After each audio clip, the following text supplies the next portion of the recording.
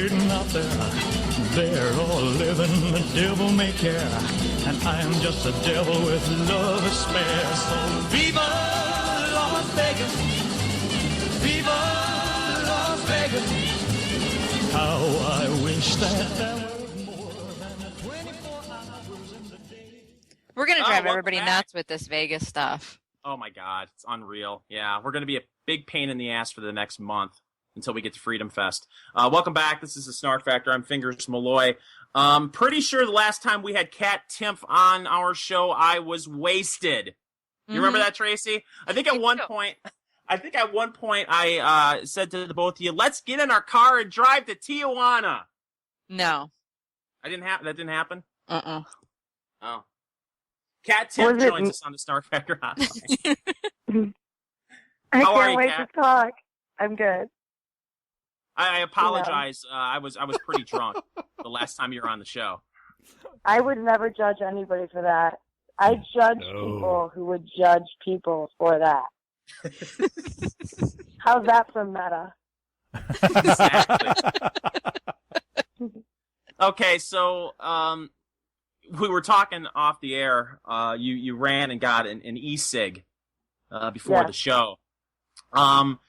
Correct me if I'm wrong, but are you one of these people that they keep saying we should be trying to make sure that you don't get E-Cigs because you actually didn't smoke?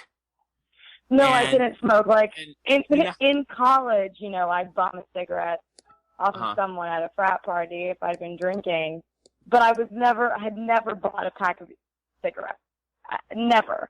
But then these nice little vape skags that I can smoke at my desk and they give me a little buzz. Now I'm totally addicted. This is what the government is trying to ban them for. And in retrospect, that might have helped me. But now it's you cannot make them inaccessible. I need my stag. Well, that's what's so ridiculous about the whole thing is anyone who has had a cigarette in their life and has tried an E-Cig would know instantly that there's no way that an E-Cig would be a gateway to smoking. Because an E-Cig, you inhale it, it's nice and pleasant. If you go from an E-Cig and then try to inhale a Marlboro Red, you're going to gag. Oh, man, yeah. Some hipster just gave me a drag of his American Spirit, and I almost fell on my butt. I'm going to keep PG, so in case the kids are listening at home. I don't know. You never know what the kids are doing these days. They all have the internet. They can do whatever they want. It's horrible. It's true. It's very true. The kids are very important to me. After all, they are the future. That's right. Well, speaking of the kids in the future, you wrote over at nationalreview.com about the University of Missouri. They're banning women from frat houses past 10 p.m. on high-risk nights. What exactly is a high-risk night? Thursday through Saturday nights or, syllabus nights when, apparently they just have nights where you hand out the syllabus, getting the actual homework. Yeah. I went to Hillsdale, so that's unfamiliar to me. I had to think about it a little bit. But yeah, any nights where they might be doing what some people call the partying. Yeah. The partying. They want to make sure that women know that they can't handle the partying and they need to stay home when it's dark out. So they can have a big party full of men.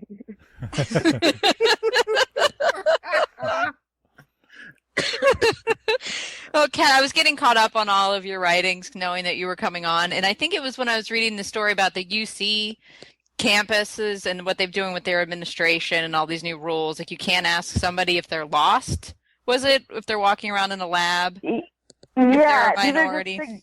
These are just suggestions, so they're not mandatory. However, they're this is your responsibility. So it sounds like it'd be a pretty serious situation if you didn't adhere. But yeah, if you ask somebody who happens to be of color, that's how they put it, if they're lost in a chemistry lab, what you're actually saying is, because you are a minority, I think you're going to steal from the chemistry lab. Which, those are actually different sentences with different meanings. I don't know. It's just we're trying so hard to look for racism and sexism that it seems that we've forgotten what words mean. It's true. And I started thinking, because of that article, how problematic is the 2020 census going to be? Can you imagine the census forms? All those boxes to check where they ask you to identify yourself. Maybe you identify as that now, but who knows how you're going to feel in an hour, you know? They should just have like a form where you can just constantly update it like an app. Yes. So it's like constantly changing. Even though it's like less than 1% of the population that feels that way. Fine. I mean, forms are very problematic. The other thing I picked up on was the University of Missouri story. That was where the frat situation was going on. Is that right? Yes. Now, their student newspaper is called the Man Eater. Yes. And that's not a problem. I thought about that. Who's the publisher? Hall and Oates? I had other things to do. So I was just like, okay. Save that one for later, because you know it's coming back. Whatever you guys want, cool. No judges, it's cool. And then I went about my day, took a drag with my E-Cig at my desk, and, hit publish. Just kidding. They don't let me do that. You're not allowed to smoke your E-Cig at the National Review offices? Oh, no. They let me smoke my E-Cig. They don't let me hit publish. Oh. She has to raise her hand and have someone come over. Mine have to be reviewed by, I don't know, probably a certified Republican, or no, just an editor. Oh, so it's much more structured than syllabus day at the University of Missouri.